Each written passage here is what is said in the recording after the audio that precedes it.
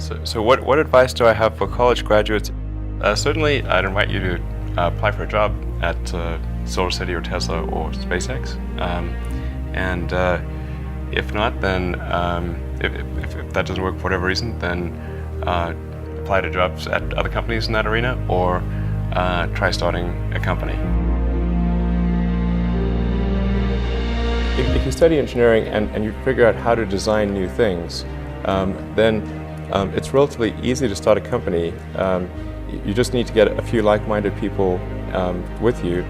Although I have to say that the space business is quite hard to start a company in the space business because it's such a capital-intensive business. So it may be better to do something in solar power, or if you're going to do it in cars, do it as kind of a component supplier for cars or something like that. Musk has college degrees in business and physics, but SpaceX is his first venture in aerospace. How did you get the expertise to be the chief technology officer of a rocket ship company? I do have a physics background. That's helpful as a foundation. And then I read a lot of books and talked to a lot of smart people. Don't just follow the trend. You may have heard me say that it's good to think in terms of the physics approach, or first principles, which is, rather than reasoning by analogy, you boil things down to the most fundamental truths you can imagine, and you reason up from there. And this is a good way to figure out if something really makes sense, or if it's just what everybody else is doing. It's hard to think that way. You can't think that way about everything. It takes a lot of effort. But if you're trying to do something new, it's the best way to think. And that framework was developed by physicists to figure out counterintuitive things like quantum mechanics. So it's really a powerful method. And I want to know, what is the one thing that has surprised you about your life? Well, I'm surprised by the whole thing, honestly. I certainly didn't expect for any of these things to happen, honestly. Yeah, I just I knew I wanted to be involved in technology, and in fact, the only reason I started a company back in '95, an internet company, was because I couldn't get it. There were only a few internet companies, and I couldn't get a job at any of them. So I tried to get a job at Netscape, and sent my resume in and tried hanging out in the lobby, but I was too shy to talk to anyone. And then I was like, okay, well, I guess I'll have to start a company because I can't get a job anywhere. Thank you.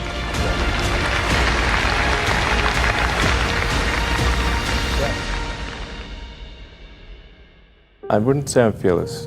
In fact, I think I feel fear quite strongly. But if what we're doing if what I'm doing I think is important enough, then I just override the fear. Mm-hmm. So, but it's not as though I feel like more strongly than I would like. I think also people tend to overweight risk on a personal level. It's one thing if you've got a mortgage to pay and kids to support, and that if you were to deviate from your job, how are you going to feed your family and pay the rent? And okay, that's understandable. But let's say you're young and you're just coming out of college or coming out of high school or whatever. What do you risk?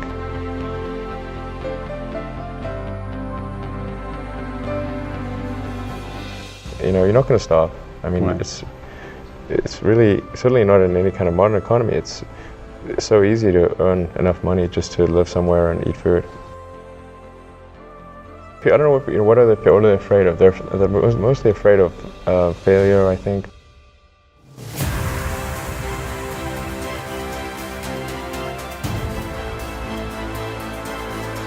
People should be less risk averse when there's not much at risk.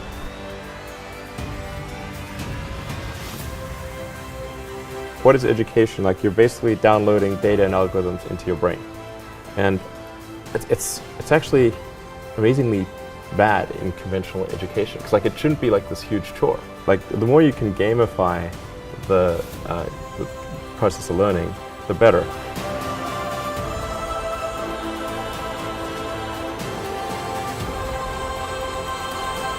I also had sort of a slight existential crisis because I was trying to figure out what does it all mean? Like, what's the purpose of things? And I came to the conclusion that if we can advance the knowledge of the world, if we can do things that expand the scope and scale of consciousness, then we're better able to ask the right questions and become more enlightened, and that's really the only way forward. What drives you? What is it that when you wake up in the morning, do you see a problem and you want to solve it? The thing that drives me is that I want to be able to think about the future and feel good about that.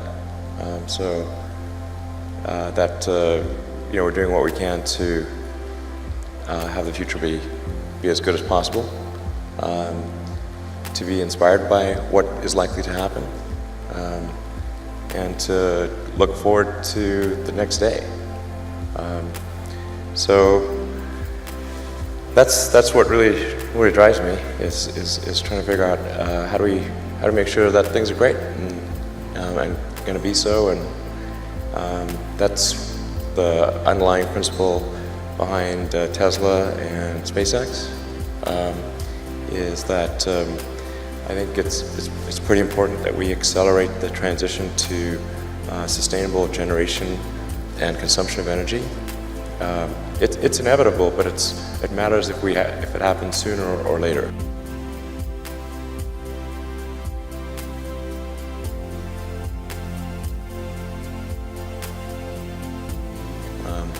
And then SpaceX is about helping make life multiplanetary, and doing what we can to continue the dream of Apollo, and ultimately make a contribution to life becoming multiplanetary. Let's talk a little more about that. I think everyone is very interested in that when you say making life multiplanetary. Yeah, that's exciting. It is exciting. So what's your vision there? I think, particularly for Americans, like you think about America is a nation of explorers. People came here from other parts of the world that,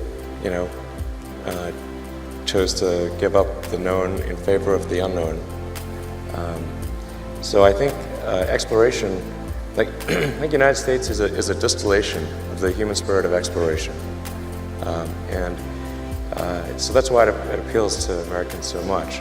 You can see this when, say, there was a shuttle tragedy and 7 people died, and that's terrible, but a lot of people die all the time. But why do we care so much? Because it was the dream of exploration that was dying along with those people. That's why. I thought both Tesla and SpaceX would fail at the beginning. You thought? Yeah, sure. Really? Of course. But nevertheless, you put all your money in that. I expected to lose it. Well, technically, what I thought was, well, I'll take half the money from PayPal, and if I lose half of it, that's okay. But then, of course, the companies encounter difficulties, and then have a choice of either let the company die, or put, all the money into the companies. And so I really didn't want the companies to die, so I put all the money in the companies. Yeah. And then I had to borrow money from friends to pay living expenses. Yes. It's just looking just for evidence of exceptional ability. And if there's a track record of exceptional achievement, then it's likely that will continue into the future.